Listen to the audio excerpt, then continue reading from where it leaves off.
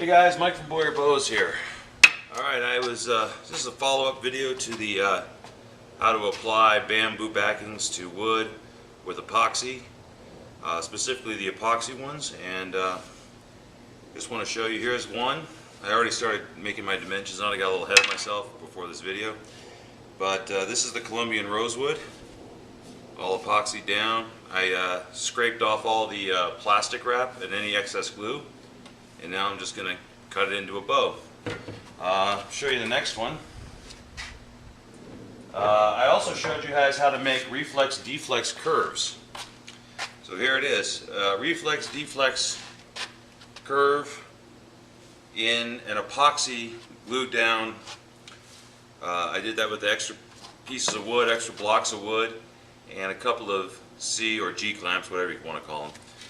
And so let's take a, now I don't know if it's because I've taught you guys so well or you guys are already really terrific bow makers on your own, but every single one of you seem to catch the fact that I actually created this bow backwards.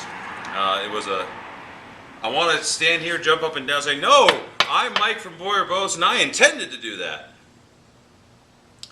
No, I didn't. It was a mistake, and but it's also not the end of the world. But before I get into how I'm going to fix that, let's show you what these two ended up looking like. So first, looks a little dull because it's sanded down, but here's the Columbian Rosewood. See, I got my space for the riser already made. I got to add the riser to it because this is a pretty thin piece of wood at the moment. And I mean, there's not much to show you yet. Some more dimensions I've started with, and that's going to make a really pretty bow when time is done. But that's basically that. Now let's take a look at the reflex deflex sort of backwards bow here. I'm going to get it on its side, and you can see how well that glue held the curves. Now the Purpleheart is acting where the backing would be right now. So if I were to hold this bow, but you see the same thing, I haven't taken the plastic off it yet, but you see how well those curves were held up. Let me see if I can show you. Now, right now, the way I glued it down, if I had done it properly, the bamboo would be the backing, and if that were the case, I'd be holding the bow like this, which is something called a gull wing design, because it looks like a gull flying. You know, right now a gull is flying away. I don't know if you can see the whole bow, but anyway, I'm not going to do the bird for you today. I'm not dancing. But that would be, if I were to use the bow with the bamboo as the backing, it'd be a gull wing. In other words, the curves are curving out in the deflex and then reflexing back at me. Some people like those, and I'm not convinced that they're really all that. I think you end up getting a more whip-ended, which is when the ends of the bow bend a lot more. They're very comfortable bows to shoot, but they lose a lot and they tend to wear out a lot. They lose a lot in performance, and they tend to wear out a lot faster as well. So what we're going to do is we're going to maintain this bow as a reflex deflex bow, and I'm going to keep the backing pointing out. The only question I have is, what kind of bow am I going to make now? And in this case, it's not like I have a shortage of bamboo. So I can either get another piece of bamboo,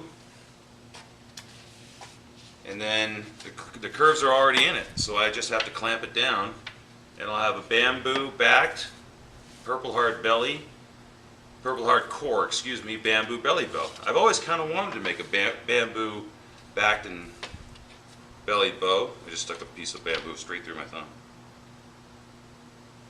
Got it. Then I've always kind of wanted to do that, but I don't know.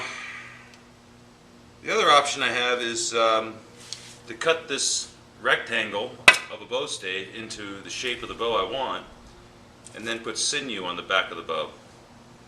I even have the option, because I have bamboo on the belly, of hyper flexing it the wrong way. The bamboo will protect it. I can hyper flex it, put the sinew down, and have the sinew overstressed, which makes for a really nice sinew backed bow. The only downside really to either one of those options is I'm going to lose this beautiful Purpleheart face, but it's better than the trash bin.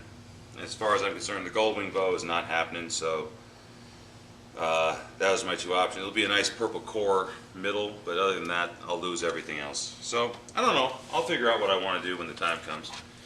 But let's show you. I also forced a little deflex into this. I don't know if you can see that. A little reverse curve, because this bow is bending the right way. And I'm going to shoot it with the bamboo facing the target, the wood facing me. And just to give it a little more power, a little more speed. But it's still going to be, likely still going to be a string follow bow. I find that most of the bamboo back bows I do end up being kind of string follow bows. I don't have a problem with it.